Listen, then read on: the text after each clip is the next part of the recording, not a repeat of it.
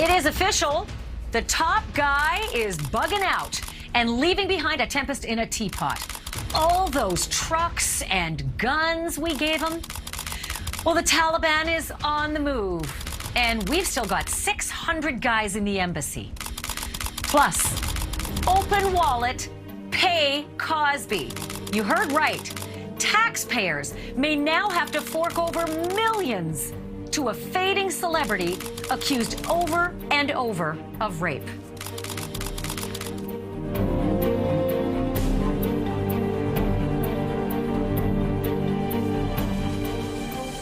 Hey, everybody, welcome to the show. You know, Americans like to bring our guys back alive, and we'd really prefer they were never in danger at all.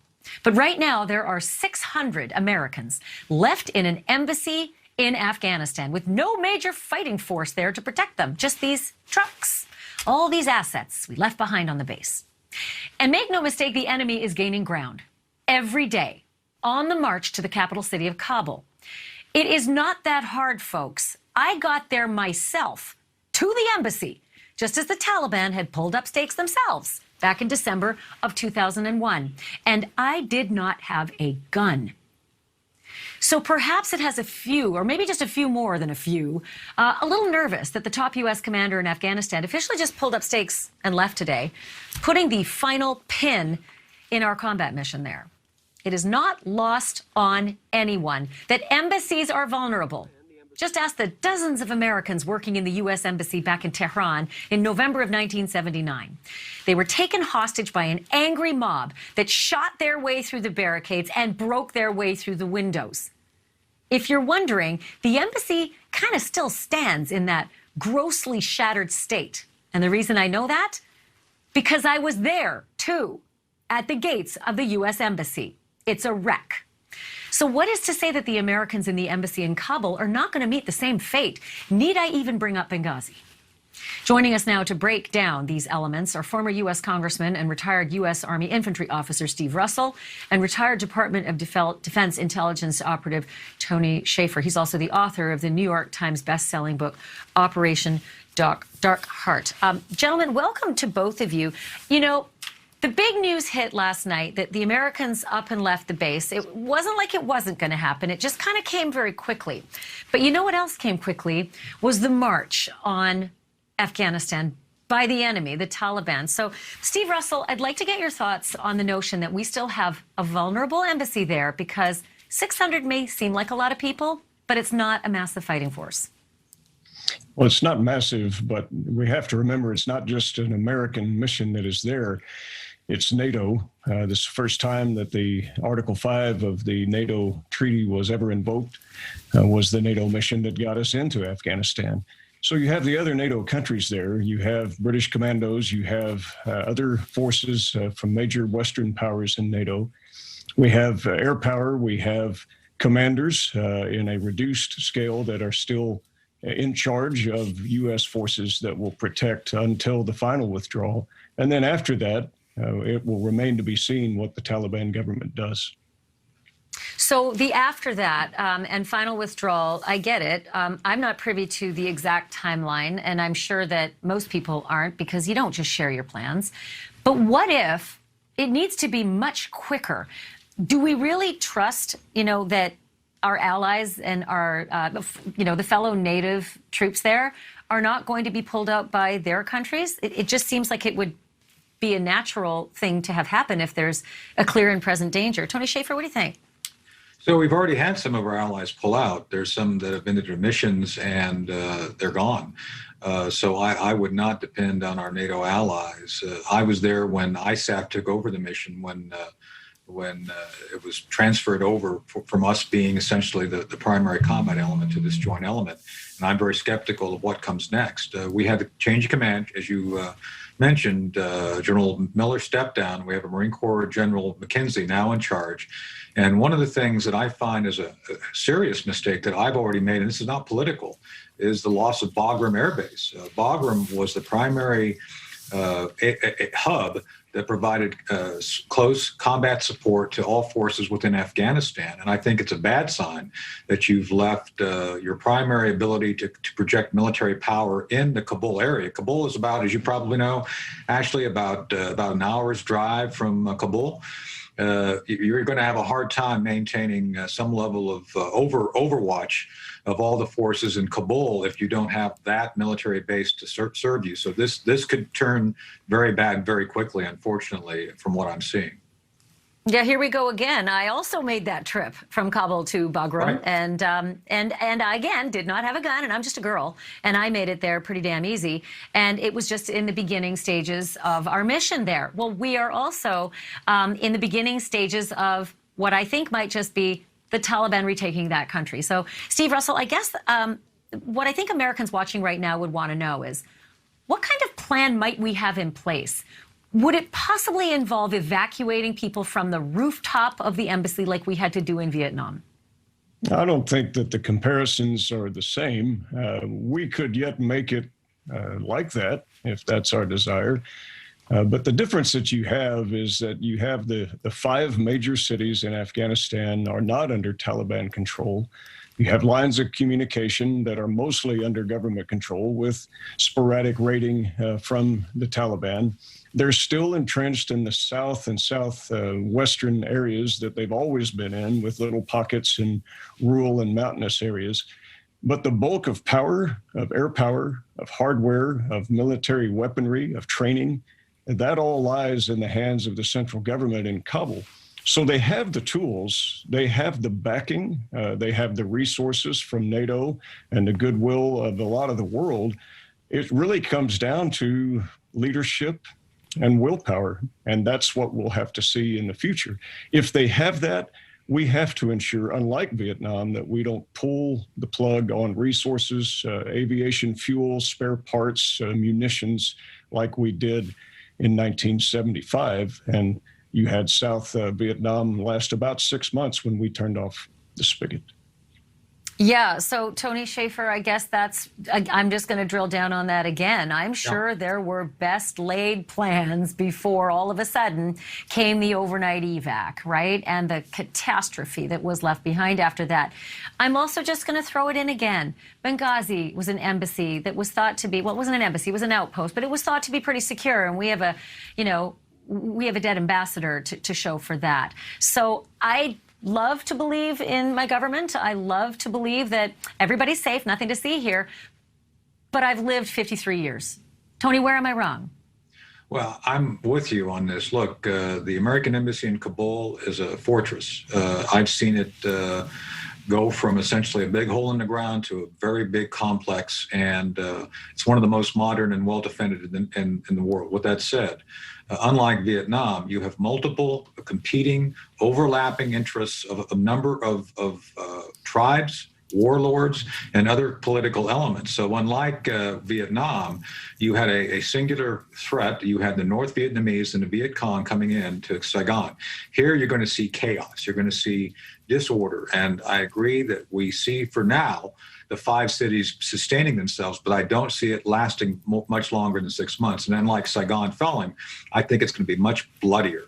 One of the folks who worked for me in Kandahar, he's in my book, Operation Dark Heart. He was our guy down there running operations, has sent me videos of the ongoing retaliations. I saw one beheading today of a former Afghan national who was accused by the Taliban of helping us. So unlike Vietnam, I don't see this being orderly. I don't see this essentially people taking over. I see it as being very bloody, much like the days of Mullah Omar having tank battles in Kandahar between elements of his own Taliban. This may not go as well as I think we've planned or hoped to have it go. I'm going to second that. And, here I go again, yammering on and on about me. But as I was on my way from Jalalabad to Kabul, 4 journalists up the road from me were executed and their ears were cut off. And I saw the coffins coming back past me, chasing beyond all hell. This is what these people do. And it hasn't changed from the Brits. It hasn't changed from the Russians. I dare say the Americans aren't going to make a whiff of difference in the way they fight. And, you know, I've got to be honest, Steve Russell, Trump made a deal with the Taliban saying, we'll bug out, but you got to promise not to allow, staging attacks against America. What do you think about that deal? Do you think the Taliban, of all people, are going to honor that? Well, I don't think the Taliban has enough power to prevail in unifying Afghanistan. They were not able to do that when they were fighting the Northern Alliance. They're largely Pashtun, almost in their entirety, except by force from the other tribal chieftains and alliances in the 32 provinces. They had battles with the Northern Alliance, so I do agree it could be chaos if the central government is not able to maintain power. In terms of making a deal with the Taliban, I think what you'll see is that it has been a ceasefire between American forces somewhat and between the Taliban. They're not going to interfere, I believe, with any of our efforts until we completely pull out. Then they will make their moves on their own interest. But it would be foolish for them to strike before 1st of September or even the 11th of September on our 20th anniversary. I mean, they've got to be smart enough to know that they don't want to invoke all of those feelings for us to go back in. So they're not going to do that. They're trying to show and exert power. However, there have been some good reports in the last 24 hours, 48 hours. They've tried to take some towns and villages. They've been very unsuccessful at that. And the forces with the central government actually did pretty well. Now, is it going to be unified? You know what? I'm only gonna jump in there because CNN's also reporting, I think, 40 commandos all executed as they were surrendering. They were just shot dead by the Taliban. So here we go again, folks. Yes, I mean, if you only focus on the casualties, then everything looks horrible. But the Taliban does not possess enough power to overtake Afghanistan. Can they keep warfare in perpetuity for 40 years like they have? Look, they've not known peace since the king abdicated in the mid-1970s. And that's the saddest part of this whole thing. I got to leave it there. It is. And you know what? I'm sorry. I am not optimistic about it. I think that they will live in a perpetual state of war until it's a Yugoslavia and they've all separated. And God knows if they're going to be able to do that on their own. Steve Russell, Tony Schaefer, thank you both so much for your time and your expertise on this topic. It's an important topic. We'll revisit it. Thank you so much. Thank you. And coming up next, open up your wallets, folks, because that guy right there wants you to pay him. Yes, he wants millions for having been incarcerated. A man who's been accused over and over and over and over of raping women. But he wants the money, and he wants his gigs back, too. He's hitting the road, he says. He's on the move for a new career. So unless you're living under a rock, you probably heard the news a while back that Bill Cosby got out of prison and that it was all kind of a procedural thing. It was not based on the merits of whether he was innocent or guilty of the charges against him, just the technical way the law carried out. And now this week, guess what we hear? Mr. Cosby is none too pleased about having spent the last 2 years in a lockup, and he wants money for it. Maybe even upwards of about $100,000 for being locked up. Well, my next guest might have something to say about that. He's the former acting Pennsylvania Attorney General and the former Montgomery County, Pennsylvania DA, who actually inked the original deal with Andrea Constant that had given immunity to Bill Cosby and started the whole ball rolling. Mr. AG, thank you so much for joining me. First, your reaction to the news that Bill Cosby thinks he should be reimbursed for the time that he spent in lockup. Certainly doesn't surprise me that he would seek recompense for being locked up. Actually, I think it was almost 3 years. From his perspective, remember, the Supreme Court's ruling was that the prosecutors in Montgomery County acted reprehensibly in going ahead and locking him up when they were warned by me in writing, privately and in advance, that arresting Cosby would have this eventual outcome. So I don't believe that there's anybody in America that would enjoy being locked in the state penitentiary for almost 3 years, knowing that the government intentionally did so while the government was also aware that they should not have done so. So that doesn't surprise me in the least. This is still the United States. Even if you're Bill Cosby, you're still a United States citizen and you're presumed to be innocent. And even as we sit here today, all of us are required by law to presume him to be innocent. And as a result, by definition and by law, the government of the United States through the district attorney of Montgomery County held an American citizen in custody against his will for almost 3 years. And I don't think that he should be surprised, or anyone should be surprised, that he wants to be compensated for that. And do you think he's going to get his compensation, and will it require a formal lawsuit? Like, what's the process and what will he get likely? Well, I would think that there's almost no question that if he files a suit, he will prevail. The question is what the damages would be calculated as. And I can't even sit here and guess what that would be. I mean, the county will be covered by insurance, and the insurance company will make a business decision on what that amount is to be, or else they'll go to trial. So no actual individuals who are responsible for this will be required to pay that judgment. It'll just be the insurance companies, unless, of course, the insurance company decides that the conduct of the Montgomery County officials was so reprehensible, as the Supreme Court says, that they disclaim coverage, and then there would be a fight over how the coverage is paid out. But I mean, there is, as a matter of law, he's been held in custody improperly by Supreme Court decision, and there's no question that the county of Montgomery is going to be liable. So, and there's where I want to drill down. And correct me if I'm wrong. Every state's a little different. So Pennsylvania may have something unique that I don't know about. But as I understand the law, it's around $50,000 for every year that you're wrongfully incarcerated. And it's not about exoneration. It's not about being proven innocent. Sometimes it's just about the procedure, which is this case for Cosby. So if that were the case, you know, my rudimentary math would have him at about $100 and maybe $25,000 or so. But are you saying there may be more, like there may be punitive, that the taxpayers of Pennsylvania may have to cough up for Bill Cosby's incarceration? Doubtful. I believe that Montgomery County maintains insurance just for this reason, and it could be a fight with the insurance company whether they pay or not, because the conduct, again, as the Supreme Court said, was reprehensible. That might take it out of the ordinary area of coverage. I believe the $50,000 figure that you're referring to comes from a law that Governor Wolf recently signed, and I think that that's a minimum number. If he can prove that his damages are greater, then I think that number could probably go up. And there could be some measure of punitive damages assessed. We have to wait and see as far as that goes. Well, I would hate to ask you to read the tea leaves, but I'm gonna. Let's just say that insurance isn't going to cover this and the taxpayers are left footing the bill. What kind of punitive damages could we be talking about? Hundreds of thousands? Millions?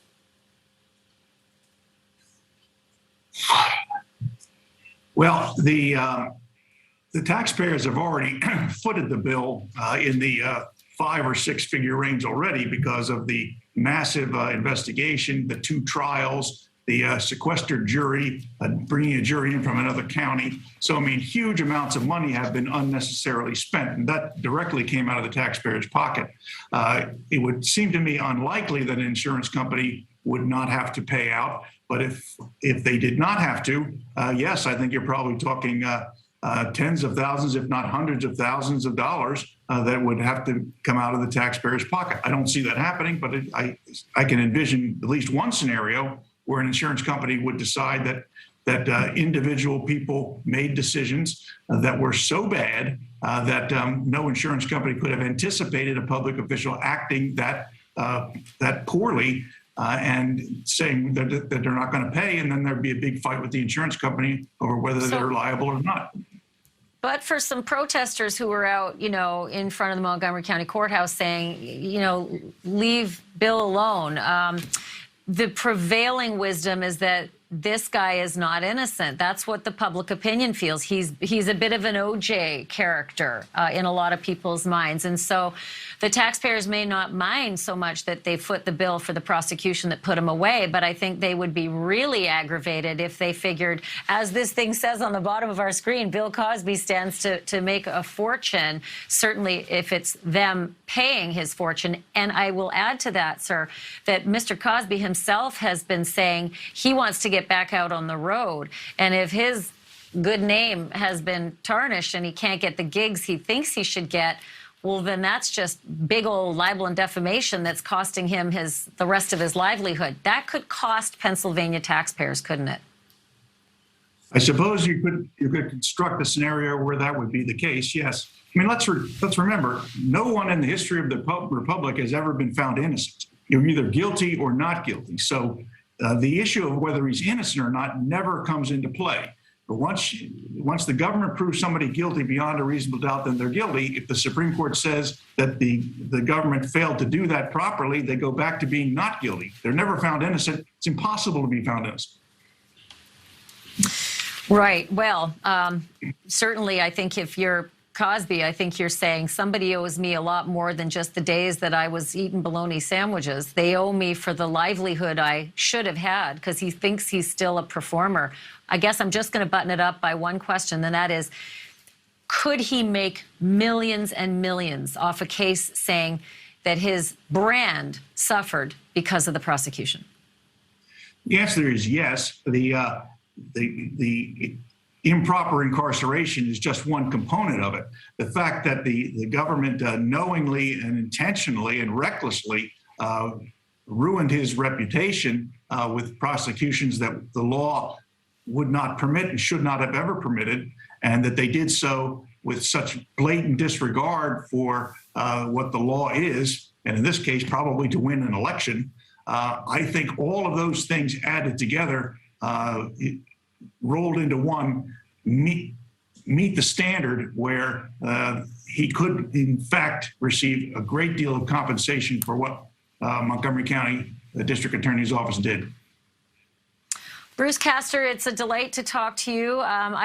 Being in law and justice, I could spend a whole week going over this case, but that's the time that we've allotted for this. But I do thank you for your insight, and I sure hope it doesn't amount to taxpayers making Bill Cosby even richer off of this very sad case, especially the number of accusers out there who feel they've never achieved justice. Thank you, sir. Appreciate it. Since I live in Montgomery County, I agree. Yeah, I can see that. Okay, so coming up after the break, what about Mr. Cosby's prospects out there on the open market? Would you go to a show?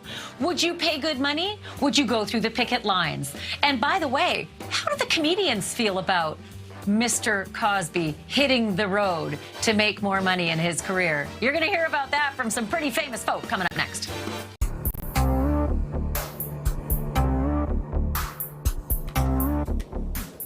You know, aside from those millions that we as taxpayers may be on the hook to pay Bill Cosby, the comedian once known as America's Dad and then as inmate NN7687, he could be back on stage because his camp says he wants to perform again. But that requires a venue that'll pay him and an audience that'll buy the tickets. Joining me now is a very funny man in his own right, comic and host of the daily news and analysis podcast Stand Up with Pete Dominic. So, Pete, what do you think about that? Do you think the comedy world anywhere is going to accept this guy back in?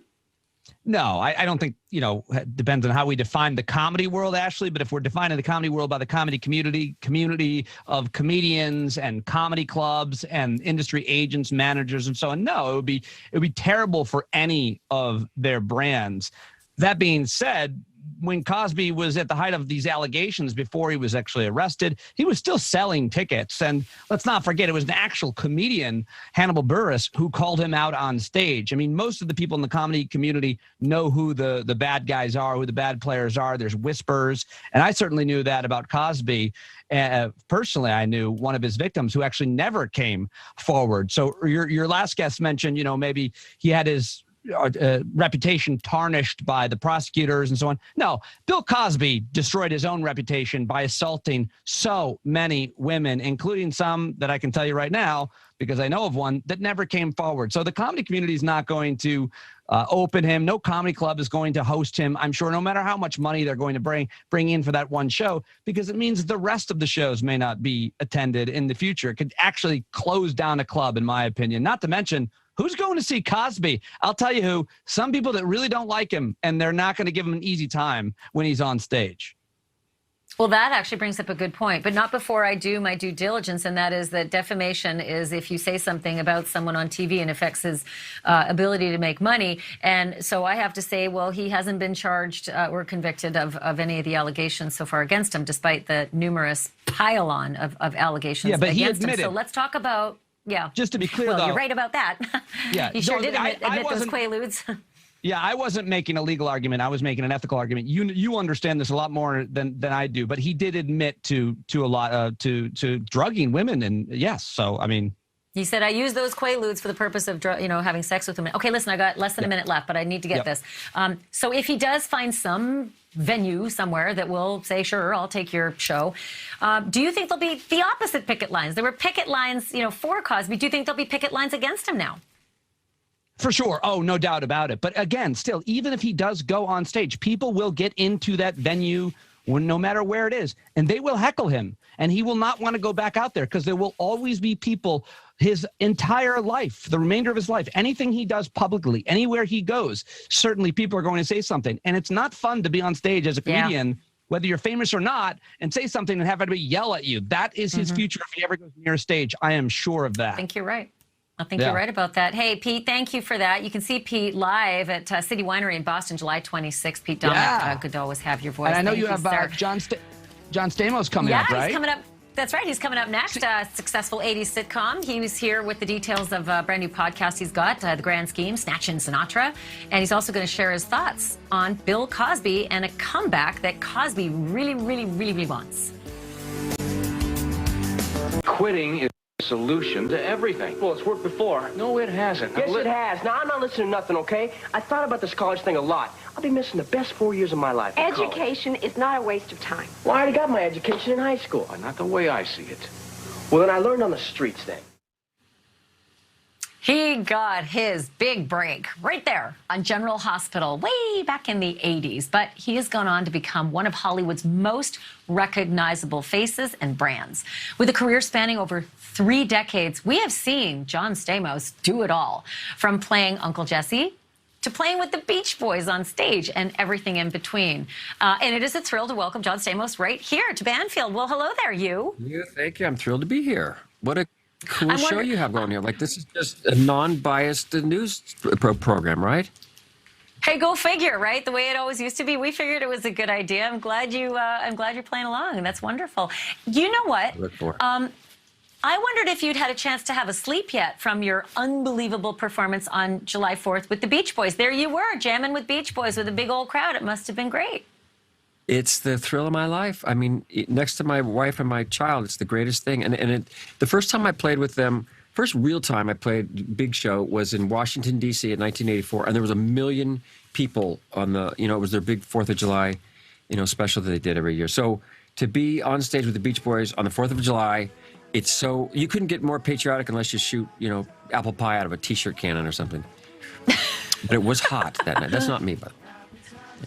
That one isn't, but you're with the gang, and we just had you up on the screen. So I was very curious about how you ended up being like a member of the Beach Boys occasionally. Like, you're one of the guys. It's a regular thing. It wasn't a one-off.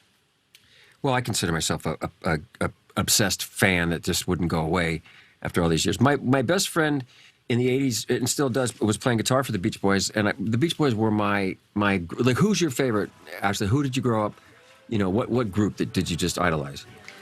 Oh, man, like Nazareth and Deep Purple and all that crazy stuff. Okay. Well, suppose you got to meet, like, Nazareth or Deep Purple, Smoke on the Water.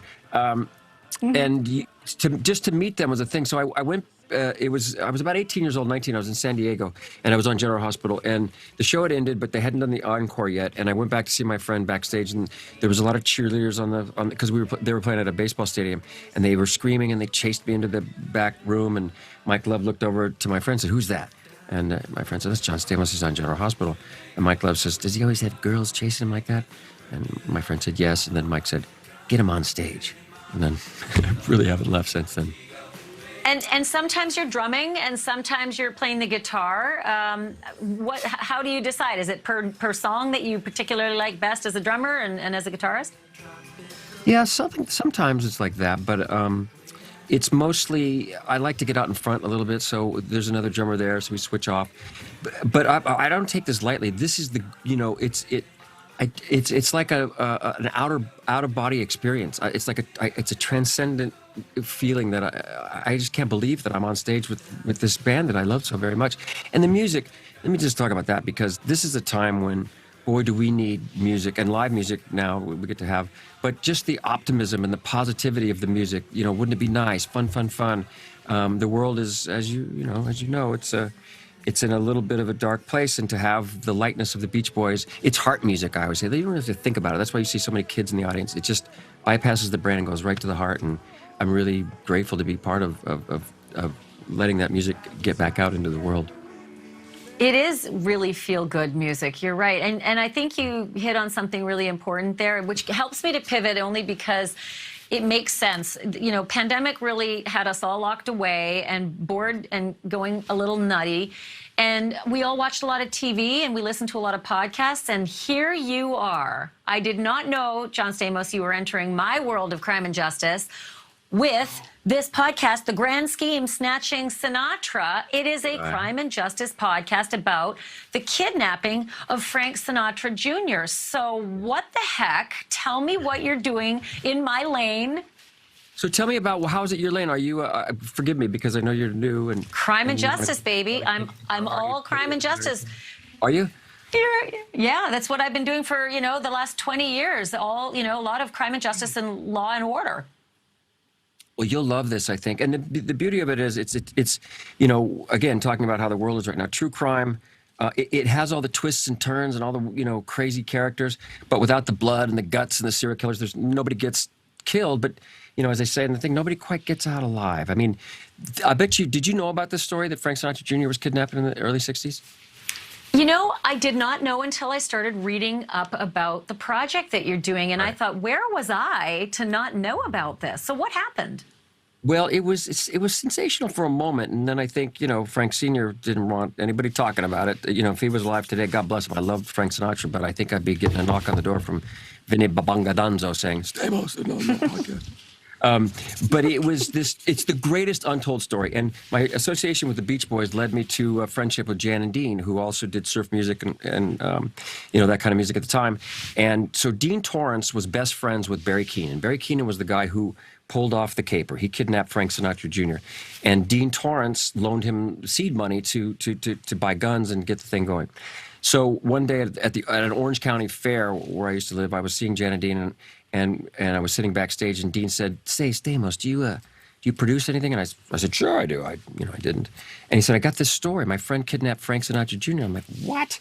And he had the rights, and he said, "Let's go try to do something with this." That was 25 years ago. It sat around, and and Barry and Dean tried to make it, and it never got made. This guy, when you listen to the first episode, you'll see he was in dire straits. He was a good man.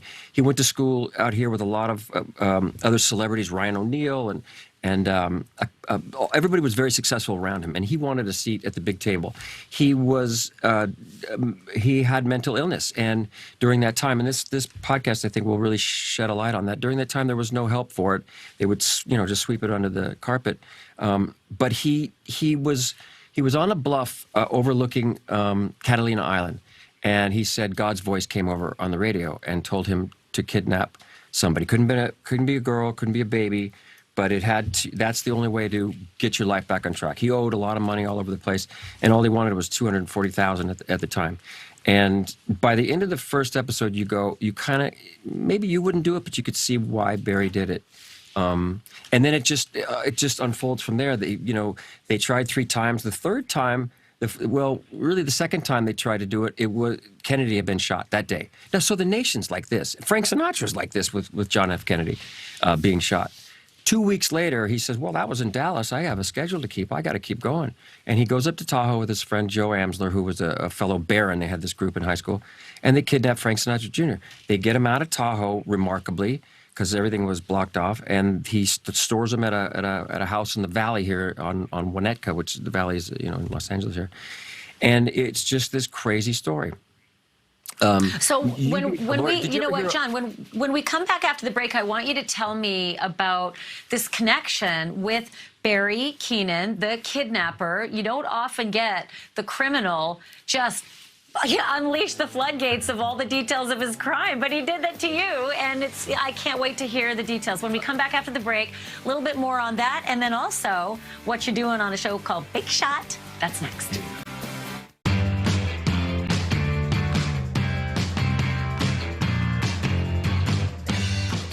Very Beach Boy sounding like music, but we're back with John Stamos, who's doing something very un-Beach Boy-like. He's actually telling us about a true crime podcast. So when we went to break, you were telling us about Barry Keenan, who kidnapped Frank Sinatra's son, Frank Sinatra Jr., and it turns out he decided to just tell you everything about his crime. What did he tell you? Everything. He's 81. He was just here the other day, and it was his birthday. He's a frail old man, but a flawed man, a man who, an imperfect man trying to pull off the perfect crime, I say. The beauty of this podcast, I think, is that you can really see how broken he was and how broken he was at the times too. He was a Catholic, and there was a lot of that going on, and his mother suffered from a mental illness and tried to kill herself a few times. But the story just gets really twisty and windy and crazy. And do you know a lawyer? She was famous for defending sex criminals. Her name was Gladys Tolles Root. Have you ever heard of her? I do not. She was defended one of there were three guys, Barry and then John and Joe, but she ended up in the courtroom, and she was this flamboyant lawyer that wore these crazy hats and crazy outfits, and like I said, she defended sex crimes, but she was realizing they were losing this case pretty badly. They had all the evidence, and she decided to spin it and whispered it in Barry's ear, saying, well, didn't this was Junior did this, right? Frank Sinatra Sr. did this, didn't he? This is a publicity stunt. And they went down that road. Now, that really pissed off the old man. That's when things got pretty dark. But this woman was really, you should check her out. It's a very colorful character. Well, correct me if I'm wrong. As I understand it, the way this thing ended up, playing out was that Barry, used to hang with a lot of really famous people and figured, hey, this might be my ticket to getting some fame. What a dumb idea. But that also, Frank Sinatra Jr., having been the victim of a kidnapping, ended up really suffering the wrath of public opinion, thinking that, they had orchestrated this for publicity himself. He was part of it, which was not true. Right, 100%. You're right, and that's when he started talking a little bit in the '90s. He did some interviews, and then he really hasn't told his full story from beginning to end until now. And like you said, when do you get the actual criminal to tell it? He's a good guy. He reformed himself. He helped out a lot of. He's a big AA guy. He helped people with substance abuse and prison reform. But he's a colorful character, an incredible memory. Remembers everything. We had to double check everything. In a blink of an eye, here he is. He pulls this, God tells him to do something. He does it. And he's got the FBI, the CIA, J. Edgar Hoover, Sam Giancana from the Mafia. Sam Giancana called Sinatra and said, you want me to take care of this our way, Frank? And, Kennedy. The whole world wanted to get this guy, and he's skiing in Tahoe, going down the bunny slopes with his girlfriend because he forgot the gun and left fingerprints up in Lake Tahoe. It's a wacky story, but it's also very deep and interesting. I love that you're doing that, and I love the fact that you've got the show Big Shot, which is streaming on Disney+. And, it's not lost on anybody watching this right now that you were such a big deal on Full House and then Fuller House. I wonder, because Full House was such a classic during the Cosby show, that era, here's Cosby now coming back into our zeitgeist, and everything that's happening with that, with him now potentially getting money from the state of Pennsylvania and saying, I'm going to get back on the road. For people like you, it must be really hard to reconcile talent back then that we all loved and is nostalgia, and then the person who it is now. I'd love to get you to weigh in on that. Well, I mean, I don't feel comfortable weighing in on Bill Cosby, other than I just feel awful for his victims, and you know better. I mean, how does our legal system work? How does that happen? What happened there? You know, some people complain that it's a technicality, and then others say, how dare you call the Constitution a technicality? It's simple. I mean, there were legal processes that played out that the Supreme Court determined just weren't in lockstep with the Constitution. So as unfortunate as it is the reality. It is our protections, and he benefited from it regardless. And, you know, now he's saying, and in your eye, right, give me the money for having been incarcerated for 2 years, and I'm going back out on the road. Well, I hope people don't hire him. I saw that somebody in New York, I think it was the seller, saying, we don't want him here. And I'll bet he's going to have a lot harder time than he thinks. You know, him and OJ can go do The Odd Couple at dinner theater or something, but I'm not going to see him. So let's pivot to something lighter. We do this thing on the show. It's called Table for Two. And it gives me a lot of insight into our guests. We seat you at a table with a chair across from you that's empty, and we ask you if you could put anyone in that chair, living or dead, and spend an evening either having a glass of wine or a meal, who would you choose, John Stamos? Well, let me say that picture, very specifically, that was given to me by Frank Sinatra's right-hand man, who was with Tony O, who was with him for many, many years. That is Frank's handkerchief there, that red polka dot handkerchief there. So I think at this time, I usually say Walt Disney, but at this time I think Sinatra would be great to have dinner with. He would probably, if the pasta was al dente, he'd throw it up against the wall, but I would duck because I know that's what Frank does. I got to meet him once. I love just that era. I just love it. Sammy Davis Jr. was on General Hospital when I was on there, and he helped me play music on television. And I met Frank. My dad loved Frank Sinatra. I took him to a concert, and I asked the publicist, I said, can we meet Frank Sinatra? And they said, if Frank wants to meet you, you'll know. What does that mean? And Rickles was opening up, and Rickles became a very close, almost like a father figure to me over the years, too. And at the end, Don introduced the people in the crowd. There's Tony Danza's here, and John Stamos, and I was sort of embarrassed to stand up. And he said he's probably in the cheap seats in the grass. In fact, he's probably smoking grass. And Sinatra grabbed the mic from Rickles and said, "Smoke one for me, Johnny." I was like, oh, I can die. You see that, Dad? It's cool. Oh, well, listen, I'm wishing you all the luck on your podcast. By the way, just looking at your CV, it's crazy. You've been on the most innovative programs in the history of television. ER, Entourage, 2.5 Men, Law and Order Special Victims Unit, and that's just after the big ones, Full House, Fuller House, and now here you are with the Big Shot and the Grand Scheme, Snatching Sinatra, the podcast. John Stamos, a delight to talk with you. I hope we get to do this again. I do too, and thank you. Good luck with this, because the format that you talk about is really needed on television right now in our world, because I got a kid who's 3 years old, and I want him to be able to watch something where he can make his own decisions, but just watch for the truth, and I think that's what you're about, and I'm very grateful to be on here today. We like the idea of unbiased news on NewsNation too. Thank you, John Stamos. Thank you, Ashley.